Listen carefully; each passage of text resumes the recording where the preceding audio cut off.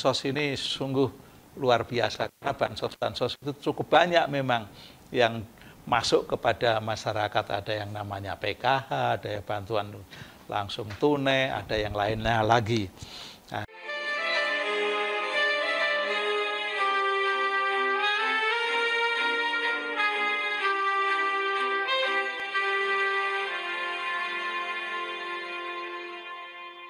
membicarakan Presiden Republik Indonesia pada saat ini, yaitu Jokowi, sebenarnya tidak akan ada habis-habisnya. Dia termasuk orang yang dipuji, juga sekaligus mendapat kritikan, cercaan yang begitu luar biasa. Dan ini menjadikan fenomena bagi Presiden Jokowi sendiri. Keluar biasaannya dapat dilihat dari dua sisi, yaitu tentang kritikan-kritikannya dan keberhasilan-keberhasilannya. Boleh dilihat kalau tentang kritik-kritik, misalnya saja, dulu ketika mau membangun jalur kereta cepat Bandung-Jakarta atau Jakarta-Bandung, ya, kritiknya luar biasa karena sumber uangnya cukup besar dan dari mana asal-usulnya itu banyak diperbincangkan oleh orang. Tapi begitu jadi, ternyata kereta api itu penggunanya sungguh luar biasa. Siapa aja kepingin untuk dapat menikmati penggunaan kereta cepat ini yang ada di Indonesia satu-satunya. Lalu, tapi setiap dia membuat kebijakan yang saya heran, itu selalu menimbulkan kritik. Ya. UKT dulu, ya, beberapa bulan yang lalu, selalu heboh. Ya, ada demo-demo bagi mahasiswa, ya, juga bagi para politisi, baik yang ada di Senayan maupun yang nggak ada di Senayan, membicarakan tentang kritik untuk kebijakan kenaikan UKT yang hampir mencapai 200-500% itu. Nah, yang Tapera juga begitu. Ya, ini banyak orang yang mengkritiksinya, ya, baik itu karyawan, baik itu politisi, ya, dia mengkritisi dengan baik. Akhirnya juga tidak dilaksanakan, ya, atau belum dilaksanakan pada masa kepresidenan Jokowi yang tinggal 4 bulan berikutnya. Lalu ada Tapera tadi, UKT, dan yang menghebohkan lagi tentang ibu kota Nusantara yang dibangun dengan fantastis. Hingga saat ini juga masih ada yang memperbincangkan, masih ada yang mengkritik. Bisa berlangsung atau tidak, ya itu tergantung kepada penerusnya nanti.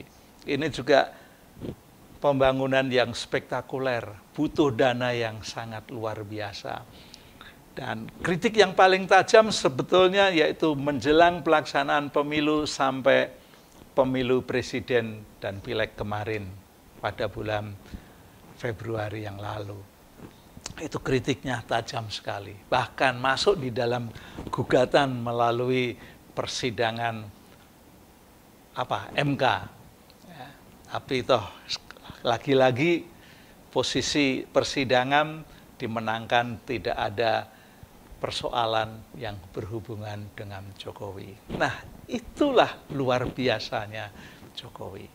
Nah, kalau saya memperhatikan perkembangan yang terakhir yang diunggah oleh Litbang Kompas pada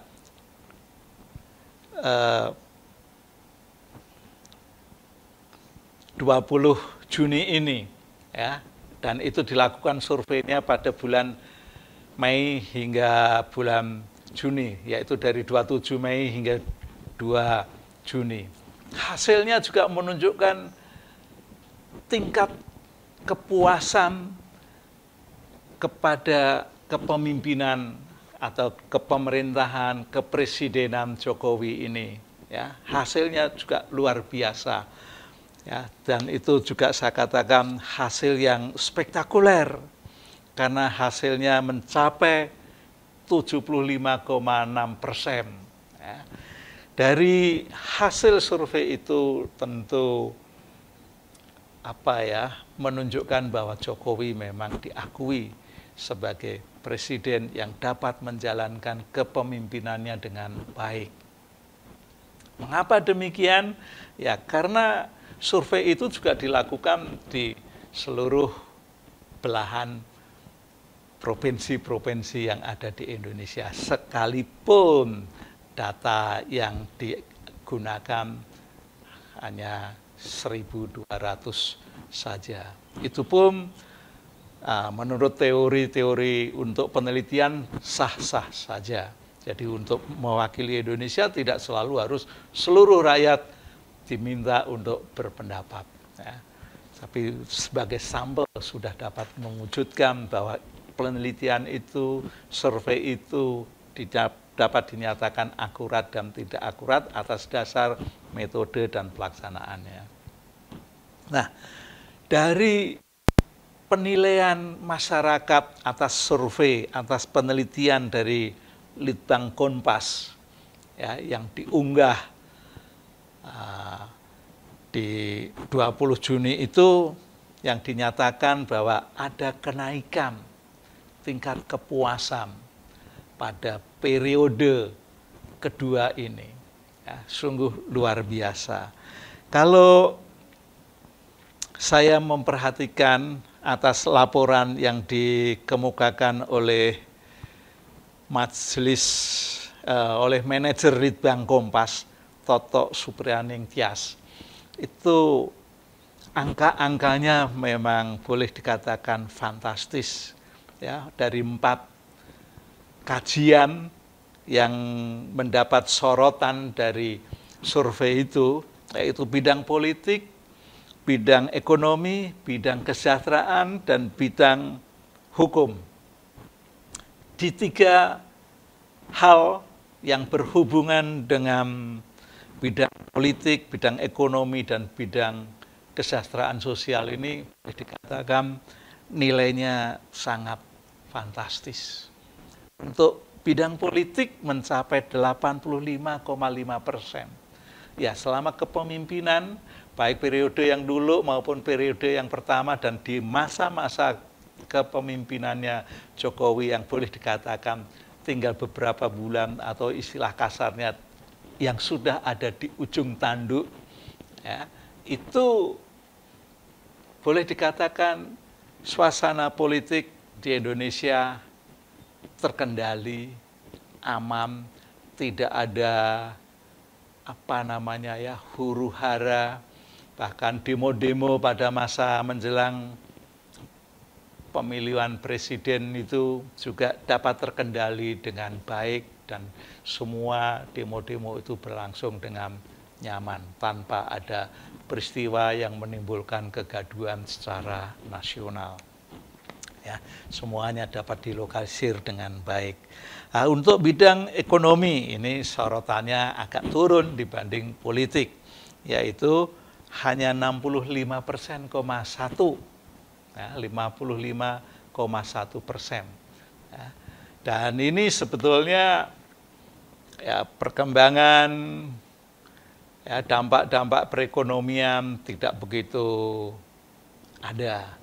Ya, dan masyarakat juga merasa terbantu dengan adanya bantuan-bantuan sosial yang dibagi-bagikan oleh pemerintah. Baik itu melalui presiden, baik itu melalui kementerian, baik itu melalui daerah, bahkan melalui kepala-kepala desa juga ada. Ya, ini semua menunjukkan masyarakat level bawah atau masyarakat yang kurang mampu itu merasa dapat terpenuhi kebutuhan-kebutuhannya. Ya, sekalipun jumlahnya tidak banyak. Ya, kalau saya melihat mereka yang pulang untuk mendapatkan bantuan itu hanya beras 10 kg. Ya, beras 10 program kalau terdiri dari suami, istri plus 2 anak atau 3 anak kan nggak cukup 1 bulan. Tapi dengan cara begitu, itu membuat masyarakat teringankan. Nah, untuk yang ketiga, kesejahteraan sosial, ini juga luar biasa nilai tanggapan dari masyarakat, ya, yaitu mencapai 80%. Ya, masyarakat yang merasakan dari bansos-bansos ini sungguh luar biasa, karena bansos-bansos itu cukup banyak memang yang masuk kepada masyarakat. Ada yang namanya PKH, ada yang bantuan langsung tunai, ada yang lainnya lagi. Nah, memang masyarakat golongan bawah ini paling merasakan tentang bantuan-bantuan yang dilakukan oleh pemerintah. Hanya saja di bidang hukum yang dikaji dalam survei itu boleh dikatakan nilainya ya pas-pasan lah, boleh dikatakan standar banget. Ya, kalau nilai ujian mahasiswa belum lulus sih, karena baru mencapai 54,7%. Ya, kalau 56 kan boleh dikatakan sudah bisa dinyatakan lulus kalau nilai mahasiswa. Apakah nilai pemerintahan seperti itu? Kan tidak. Yang penting itu merupakan bagian penilaian masyarakat yang terkecil dari total yang tadinya 75,6% itu. Ya. Mengapa masalah hukum ini boleh dikatakan nilainya kurang berhasil? Ya, satu alasannya yang masalah jual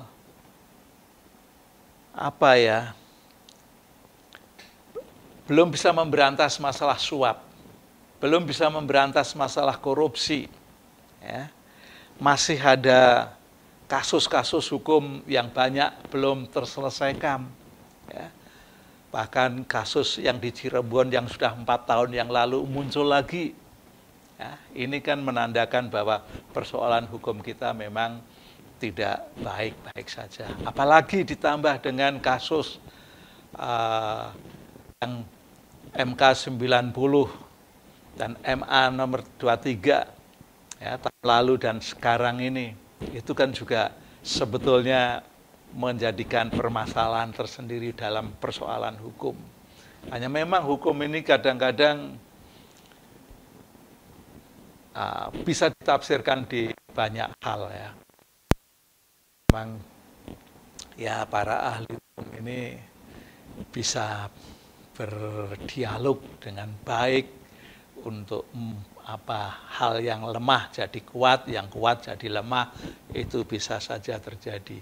Tapi sebetulnya soal melanggar etika itu juga menjadi bagian dari persoalan hukum. Ya. Lalu masalah nepotisme. Ya. Kalau dulu ada istilah KKN, korupsi, kolusi, nepotisme. Nah, itu kan korupsinya masih boleh dikatakan merajalela. Di setiap kabinet Jokowi boleh dikatakan selalu ada peristiwa korupsi dari para menteri-menterinya. Pada zaman dulu SBY juga ada. Ya. Jadi masalah penegakan hukum ini perlu diperhatikan ya, oleh masa pemerintahan yang baru oleh Presiden terpilih Prabowo. Ini nanti juga perlu ya, mendapat perhatian supaya persoalan hukum di Indonesia menjadi betul-betul alat yang tidak ada istilah tebang pilih, tetapi semua rata bagi siapapun untuk mendapat keadilan. Ya, keadilan sosial kita sampai sekarang masih jauh belum bisa terwujud. Nah, itulah gambaran Jokowi di akhir-akhir masa jabatannya. Di satu sisi kritik-kritiknya sangat luar biasa dan Jokowi juga tampil dengan santai dengan sederhana, tidak menanggapi dengan emosi, tetapi bisa saja ditanggapi dengan penuh tawa dan pujian-pujian masyarakat, ya. Itu juga luar biasa melalui media sosial, tapi itu juga tidak ditanggapi dengan baik. Hasil penelitian, hasil survei dari Litbang Kompas.pum sebetulnya juga membuat Jokowi juga bisa menjadi orang atau presiden yang paling hebat di masanya. Ya. Tetapi sekali lagi, rupa-rupanya kehebatan dan kekurangan ini berpadu menjadi satu, ibarat seperti mata uang yang satu keping atau satu lembar kanan dan kiri itu memiliki hal yang sama nilainya.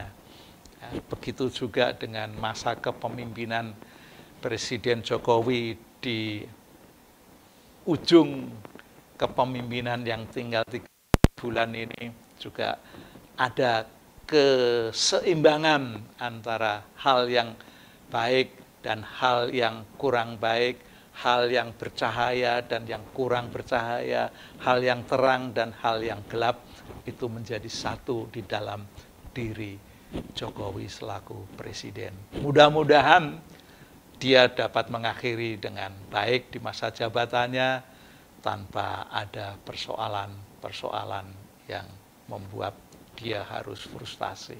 Oke, sampai di sini kita ketemu sesi yang lain.